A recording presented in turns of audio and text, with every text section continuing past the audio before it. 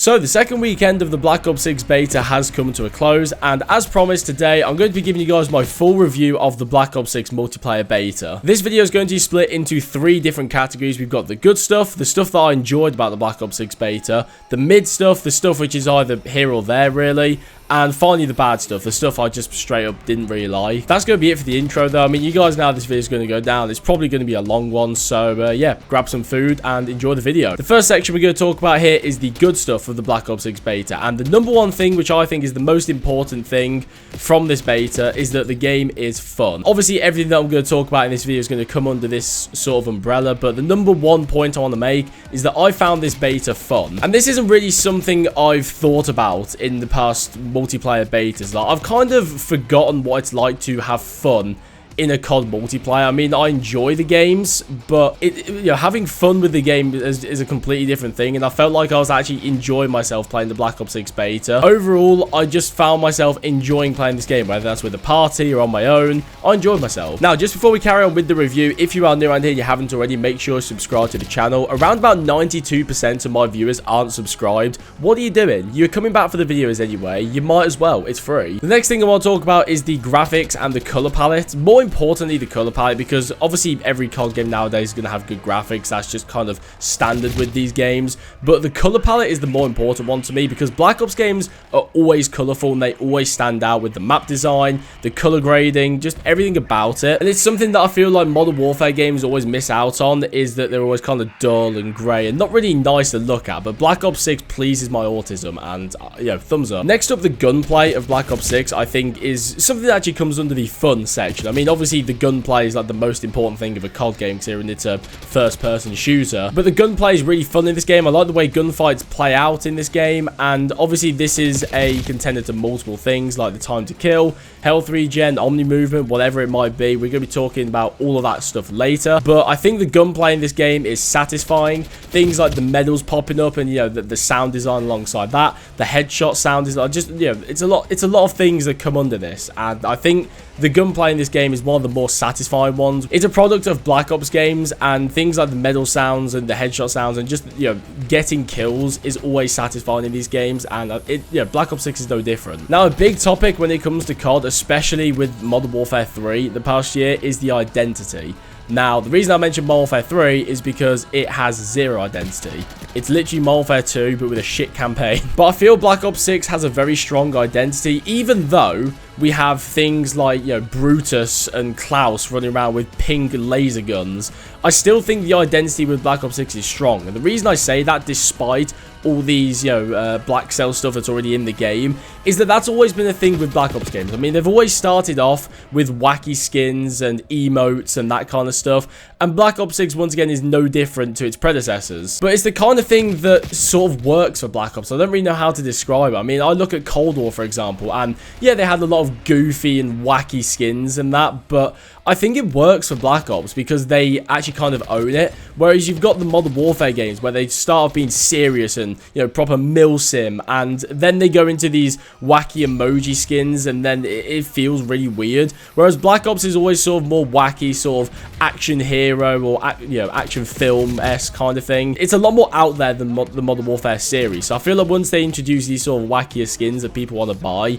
it's not as much of a stark contrast like the Modern Warfare series. Now, the next thing, which is not unique to Black Ops 6, but the overhaul they've done to it is a lot better in this game, is the gunsmith. Now, the gunsmith was obviously introduced in Modern Warfare 2019, and I think every other game since then has progressively made the gunsmith worse and worse and worse. Cold Wars was really bad because the final attachments were always the best, so it just ended up being the same class setup across your guns. Vanguard was 10 attachments, but the main point with Modern Warfare 2 and Modern Warfare 3's gunsmith was the sharing attachment thing across guns, and how they, you know, every gun had like 15-20 levels, but like 600 foregrips and optics.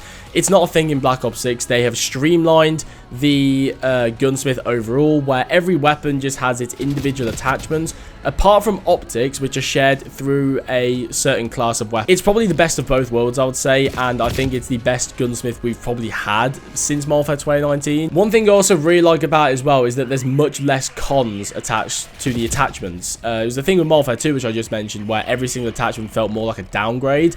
That's not a thing in this game, because most of the attachments are just benefits, which you know, it streamlines the experience. It's just a lot simpler. Instead of like meddling with, oh yeah, this increases my recoil but decreases my ADS, it's just a foregrip that does horizontal recoil. Great. It's simple and I like it. Now, this is a thing that is probably going to be very controversial, but this is something that I think comes under the fun point that I made at the start of this video, is the returning features such as the best play, the in-game emotes, and the winner's circle. I've never really been a massive fan of the best play feature instead of the final kill cam, but they've actually done it justice in this game because it actually feels like the best play was the best play, whereas it felt like in every other iteration in the past it was like a double kill, and then they showed it as the best play, whereas you got a quad feed, and you're like, how the hell did I not get that? But the other two which I mentioned, the in-game emotes and the winner's circle, I think are just so fucking funny. Like, honestly, I really hope we get the middle finger emote from Black Ops Cold War in this game so I can just flip people off. That was the funniest thing in Warzone and Cold War. And the winner's circle, I've seen a lot of complaints about. People are not happy about this being back, but if you're a Black Ops 3 fan like me, I think it's so funny in this game where you can just spam the shush emote. It's annoying when it happens as well, don't get me wrong. Like, if I see someone else pissed off at throughout the entire game and they're just spamming the shush emote, I get annoyed. But I just think it's goofy, exactly like Black Ops 3. I think it's hilarious, and I can't wait to see what emotes they bring into this game. Similar to Black Ops 3, I mean, we're going to be seeing whips and nays in Black Ops 6, and honestly, I'm here for it. I think it's hilarious. Now, this next thing is a brand new feature for Black Ops 6, and that is the new perk system called Combat Specialties or Perk Specialties, something like that. Essentially, the way that this works is that there's 3 different colors for perks: red, green, and blue. And if you use the same color across 3 perks, you gain a perk specialty, which is basically an extra perk. Say the red perks, for example. If you use 3 red perks across your class setup, then you get the bonus perk for the red perks, and that basically gives you quick fix, movement bonus, that kind of stuff. I've said it previously, Infinity Ward, this is how you revamp a perk system without completely fucking it. I mean, whatever the hell Modern Warfare 2's perk system was, it made me want to bang my head against the wall, because it was the most frustrating thing that they just changed the perks in this way that nobody liked, and they would never revert it. Like, that was just so frustrating. Now, the final thing in the good section is, once again, probably going to be quite controversial because I've seen a lot of people talk about this. But that's the time to kill and the health regen in Black Ops 6. I think they are pretty much perfect. Now, the time to kill is definitely going to be something we're talking about in the mid section because I have some comments on that. But on the whole, I think the time to kill in Black Ops 6 is pretty much perfect because it's long enough where it takes skill to take people out instead of like Modern Warfare 2019 where you can just sit in the corner and kill someone. Like, you can turn on people, but at the same time, it's not too long like Black Ops 4, for example, where it's a chore to kill people. And the health regen is something that I noticed straight away after playing Modern Warfare 2 and Modern Warfare 3 for 2 years now. It's really good because it doesn't take long to start, and you start getting your health back really quickly, which I really appreciate. But anyway, now we're going to move on to the mid section of this video, and the first thing which I want to talk about, which is the biggest innovation I think we've seen in COD ever, to be honest. This is Omni Movement. You guys have probably heard of Omni Movement by now. If you haven't, I'm shocked because they literally talk about Omni Movement everywhere. Like, if you haven't heard the phrase Omni Movement, you probably live under a rock. And underneath Omni Movement, I'm adding the Dynamic Lean feature and the Supine Prone, which both of them I really like. But I thought I'd just couple everything movement related under just this one point. Personally, I really like the idea of Omni Movement. If you guys aren't sure what this term is, essentially you can run, slide, dive in any direction. Whereas in previous COD games, you'd be limited to this cone in front of you where you can sprint, slide, or dive. Whereas in Black Ops 6, you can do it in any direction. The only thing that you're limited to is tac sprint is in that cone in front of you. That's it. And like I say, I really like the idea of Omni Movement. And the reason I say the idea of it is because it's a lot of fun when you're putting it in practice. Or let's say from my perspective, I really enjoy diving around the corner and shooting someone and moving in any direction. I think that's great. But the one problem I have with Omni Movement is how it's going to be exploited. We've already seen some Movement King Twitter clips of people abusing the shit out of Omni Movement, and it just makes me want to vomit because it's disgusting. I hate the way that people abuse movement like this. It makes me cringe so hard. And that is the only reason why this is in mid, because if it wasn't for this, you know, abusive movement that we have in COD these days, this would be in the good section. But we've got this sort of like movement king mindset in the COD community at the moment, where we, just spin around in circles and, tack sprint and slide cancel everywhere, and it's just so fucking cringe, man. And obviously, Omni movement adds on top of this whole movement discussion. You've got people like that who actually enjoy playing like that, but the majority of people just see it and just want to switch their Xbox off, and I'm in that party as well. But on the flip side of that, it's not something you see all the time, so it's not the thing that is being abused 24/7, but it's the kind of thing that can be abused, which is why I've put it in the middle, because I don't really know if it's actually going to be affected like, say, Modern Warfare 3's movement, where most people do move around like cringe movement demons. But the thing about Modern Warfare 3's movement compared to Black Ops 6's is that Black Ops 6's is fun to use for yourself, where you dive around corners, sprint in circles. That is actually fun to utilize, that movement, whereas Modern Warfare 3's is just boring. It's just tack sprint in a straight line, slide cancel. Like, that's not fun movement, whereas Black Ops 6's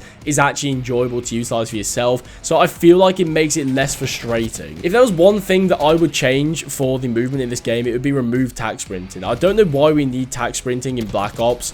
I just don't see the point of it. I think that contributes to a lot of the movement king bullshit. But anyway, that's enough talk about movement. Overall, I like the Omni movement, but we'll have to see it out. The next thing I want to talk about, which I did previously mention, is the time to kill. Now, the reason I put this in the midsection is because it feels weird in this game. Like I said, on the whole, I think the time to kill is near enough perfect. But the problem I have with it is the weapon balance. The weapon balance, especially in Weekend 1 with the Jackal, makes it feel inconsistent, is the main problem I have with it. You have some gunfights where it feels like you're putting an entire clip into somebody, and you also have gunfights where you die in 3 bullets, and you're like, how the hell did I die so quickly? And you can't even really blame it on headshots in this game, because headshots aren't that powerful in Black Ops 6. I feel like, personally, it comes from inconsistencies in weapon balance. I mean, obviously, we talked about Weekend 1 with the Jackal. It's night and day. Weekend 1 and Weekend 2 were actually night and day, with the Jackal being nerfed. But this is the kind of thing that's going to be, changed over time, and it's going to be looked at by Treyarch, and it's not really the kind of thing I want to put too much time and focus onto, because it's the kind of thing that will change with time. We just need to see it out. Obviously, this is a beta, so they've probably got a lot of data from the weapons that are in the game. Next up in the midsection is the score streaks for Black Ops 6.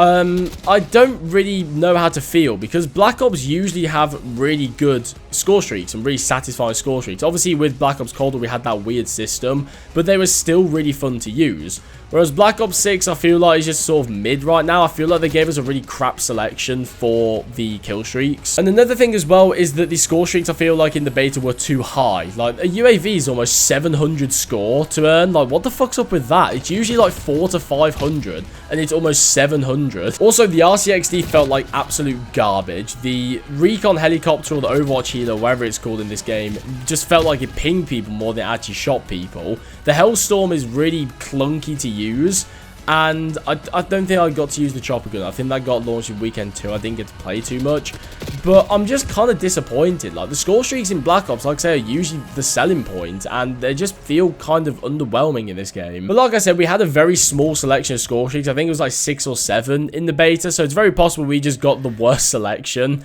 But I'm holding out hope that the score streaks will be better in the full launch. Now, another thing that I want to talk about in the midsection of this review is the maps for Black Ops 6. Now, originally, I had this plan to be in the bad section, because I was not a fan of the map selection in the Black Ops 6 beta. I think it was one of the things that really held this experience back for me. In terms of the 6v6 maps, we had Skyline and Babylon, I think, are really only the good ones. Derelict, Scud, and Rewind, I'm not a huge fan of. I mean, Derelict is just weird. It's like this 3-lane map that all the lanes intersect with each other, and it just becomes a bit of a jumbled mess. Rewind is just odd, and Scud is just a little bit campy for me. I'm not a huge fan of it. And obviously the other 3 maps in the beta were strike maps, so we can't really comment on them because they're shipment-esque maps. Like, there's not really much depth in there. And originally I had it planned out to say that this was the biggest thing which held back the beta experience, which does still stand true. But my main comments was how worried I was for the rest of the maps, because obviously this is only half of the map selection,